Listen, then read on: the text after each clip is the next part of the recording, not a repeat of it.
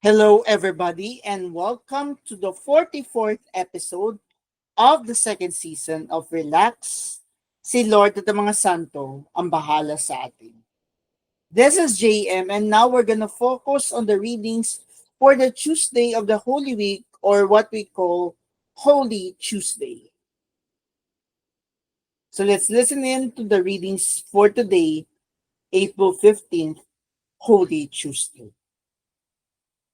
Our first reading is taken from the book of the prophet Isaiah, chapter 49, verses 1 to 6. A proclamation from the book of the prophet Isaiah. Hear me, O islands, listen, O distant peoples. The Lord called me from birth, from my mother's womb, he gave me my name. He made of me a sharp-edged sword and concealed me in the shadow of his arm. He made of me a polished arrow. In his quiver he hid me. You are my servant, he said to me, Israel, through whom I show my glory.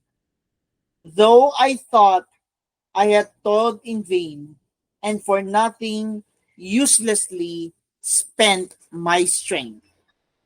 Yet my reward is with the Lord, my recompense is with my God.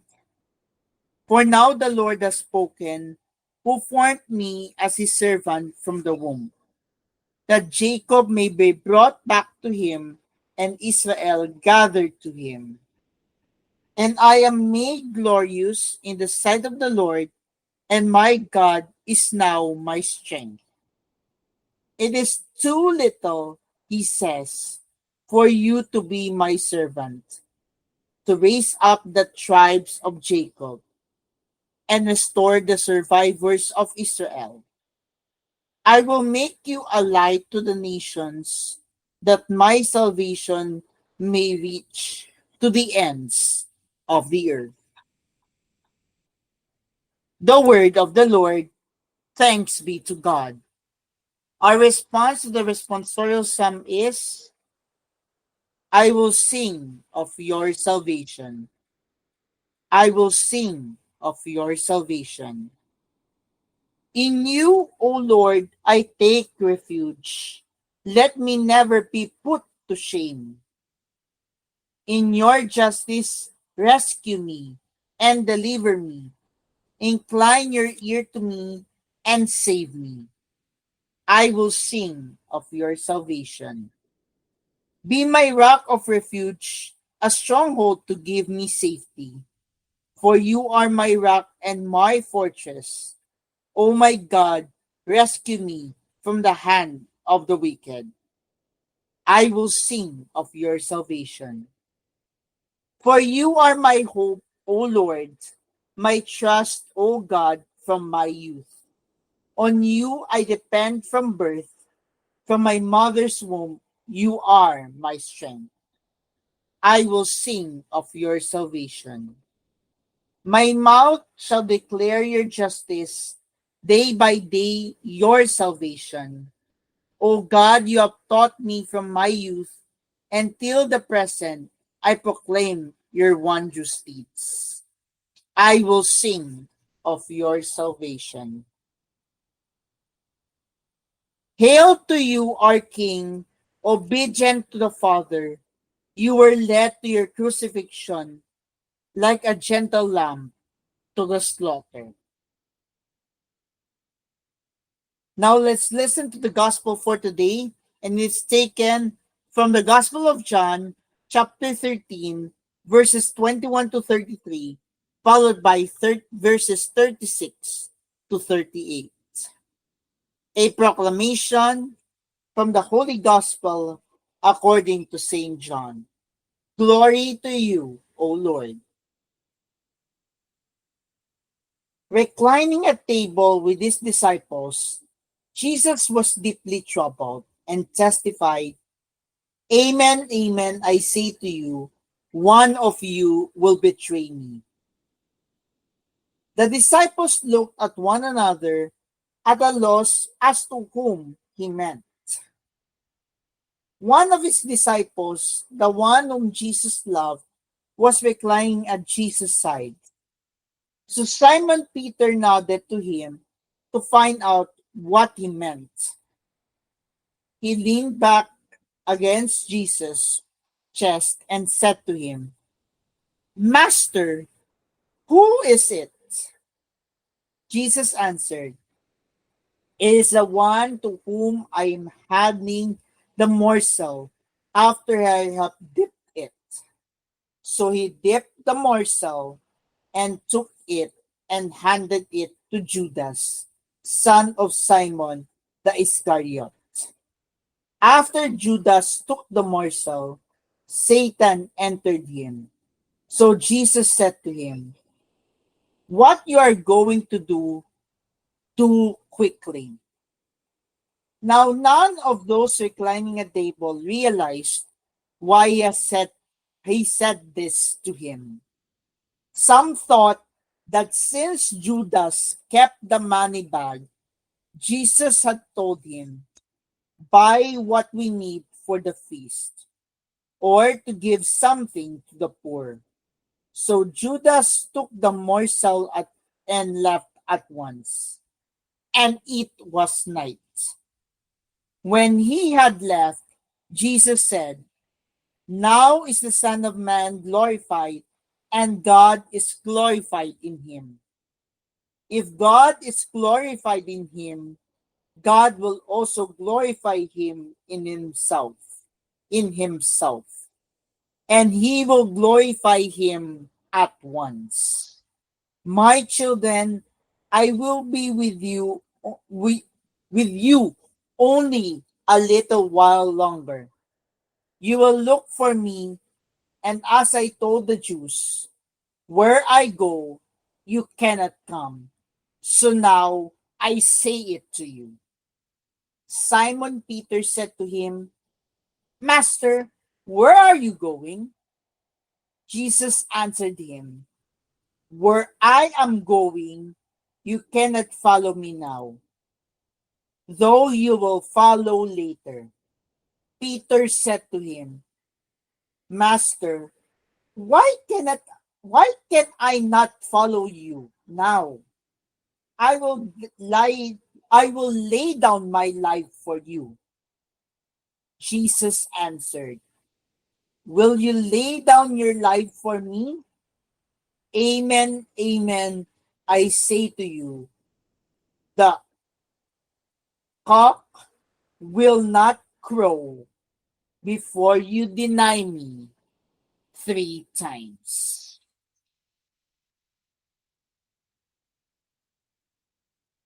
Or, Amen, amen, I say to you, the rooster will not crow before you deny me 3 times.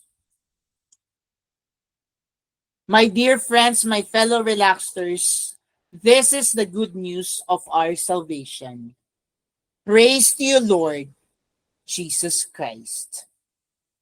Taking note of this in the gospel, on the last line, the cock is related to the rooster. Not the cock that we are thinking about when it comes to adult thing. Sorry about that. Let me repeat it again. Let me clear about that. The cock in this gospel is all about the rooster. It's all about the chicken. As we journey through Holy Week, Holy Tuesday invites us to pause and ponder the deepening shadows that loomed over Jesus' path to the cross. Shadows of betrayal, denial, and impending sacrifice. Yet within these shadows shines the radiant light of trust, obedience, and unwavering love. The readings for Holy Tuesday draw us into a profound meditation on the cost of discipleship and the boundless mercy of God. Let us reflect on the sacred texts and their significance for our lives today.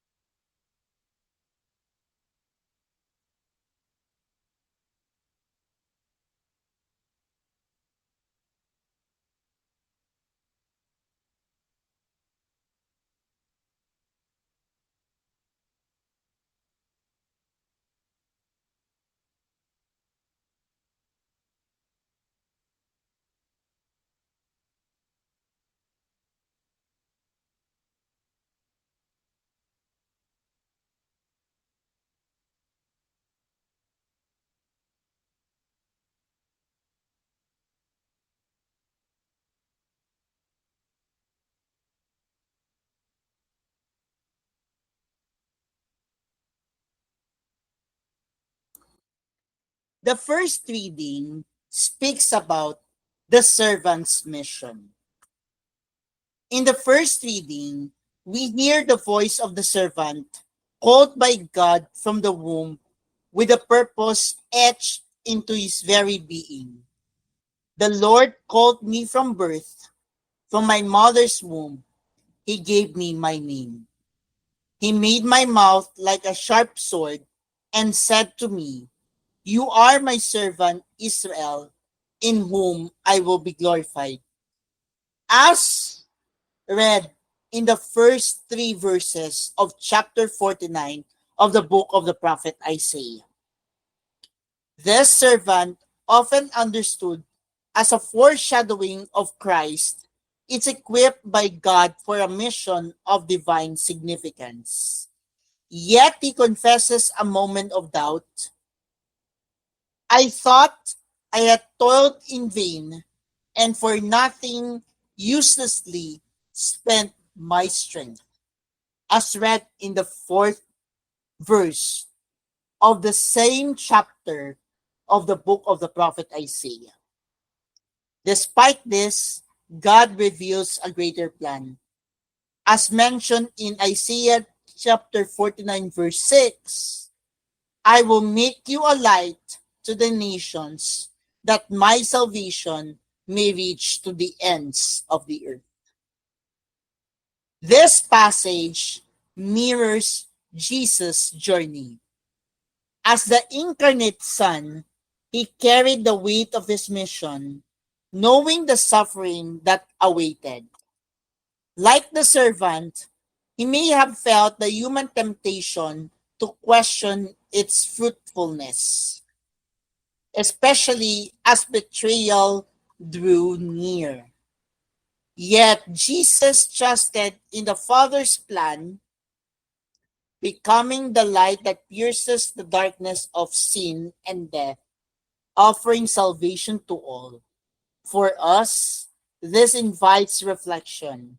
Question is, when our efforts for God seem fruitless, do we trust that He is weaving a greater tapestry beyond our sight?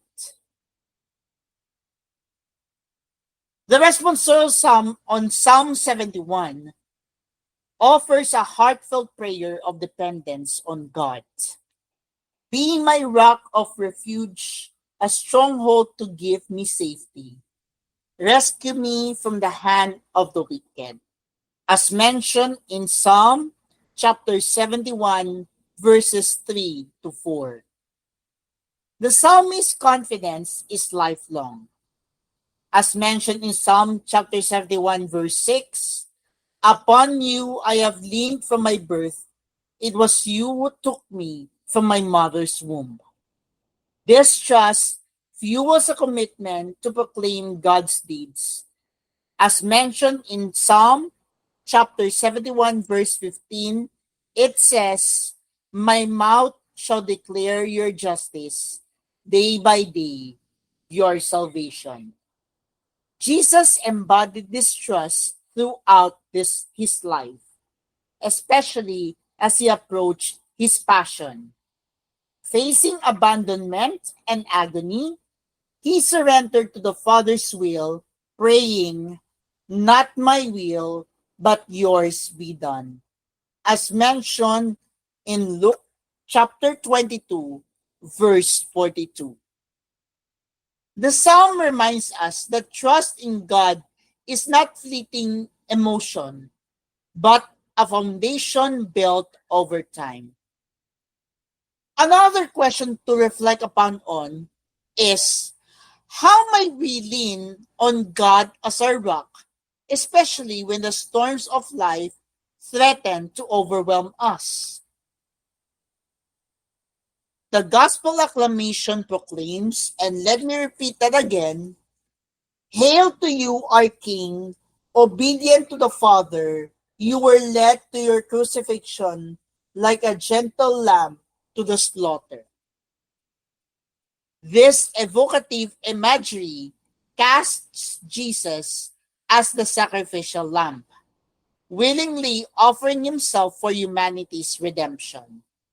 It echoes Isaiah's suffering servant, as mentioned in the book of the prophet Isaiah, chapter 53, verse 7, and underscores the obedience that defined Jesus' mission, a love so profound that it led him to the cross.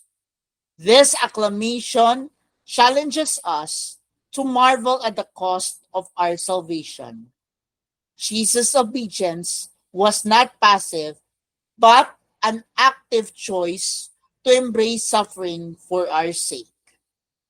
Another question to reflect upon on is that, are we willing to follow this king whose crown was thorns and whose throne was a cross? Finally, when we speak about the gospel, it speaks about betrayal and love. The gospel transports us to the Last Supper, which we'll be experiencing on Maundy Thursday, where Jesus reveals the painful truths of betrayal and denial. John chapter 13, verse 21 mentions Jesus' reply, "Amen, amen, I say to you, one of you will betray me," identifying Judas as the one who would hand him over. Later, he tells Peter in the John chapter 13, verse 38, "Before the cock crows, you will deny me 3 times." Again, the cock mentioned here is a chicken. These moments expose the frailty of human loyalty even among those closest to Jesus. Yet, amidst this darkness, Jesus' love shines undimmed. After Judas departs, he speaks of his glorification. Now is the Son of Man glorified, and God is glorified in him, as mentioned in John chapter 13, verse 31. He then gives a new commandment: love one another as I have loved you, so you should also love one another. Even knowing the failures of his disciples, Jesus teaches and loves them to the end. Peter's denial resonates with our own weaknesses. We may not betray Jesus with a kiss, but we might deny him through silence, fear, or compromise. Yet, his gaze upon Peter after the denial, a look of love, not condemnation, offers hope. Where the big question is, where in our lives do we falter, and how do we respond to Jesus' invitation to return to him? As we close our Holy Tuesday today, these readings weave together a tapestry of trust, obedience, and redemptive love. Jesus, the servant of Isaiah, fulfills his mission not through triumph as the world sees it, but through the cross, becoming a light to all nations. His trust in the Father, echoed in Psalm 71, sustains him through betrayal and sacrifice. His obedience, hailed in the gospel acclamation, leads him to the slaughter for our sake. And in the gospel, his love transforms even the deepest human failures into opportunities for grace. On this Holy Tuesday, we are called to reflect on our own discipleship. Like the servant, we may feel our labors are in vain, but God's plan unfolds beyond our understanding. Like the psalmist, we are invited to trust in God as our refuge. Like Jesus, we are summoned to love sacrificially, even when it costs us. And like Peter, we are reassured that our failures are not the end, but a doorway to repentance and renewal. Finally, we ask ourselves, how can we be lights in a world shadowed by doubt and despair? The answer to that is that perhaps it begins with small acts of trust and love, mirroring the one who gave everything for us. Let's close it with a prayer. In the name of the Father, and of the Son, and of the Holy Spirit. Amen. Lord Jesus, as we walk with you toward the cross, grant us the grace to trust in your Father's plan, to obey your call, and to love as you have loved us. Forgive our denials and strengthen our weakness. Make us lights to the nations, reflecting your salvation to the ends of the earth. Draw us even closer to you, to your sacred heart, today and always. Amen. In the name of the Father, and of the Son, and of the Holy Spirit. Amen.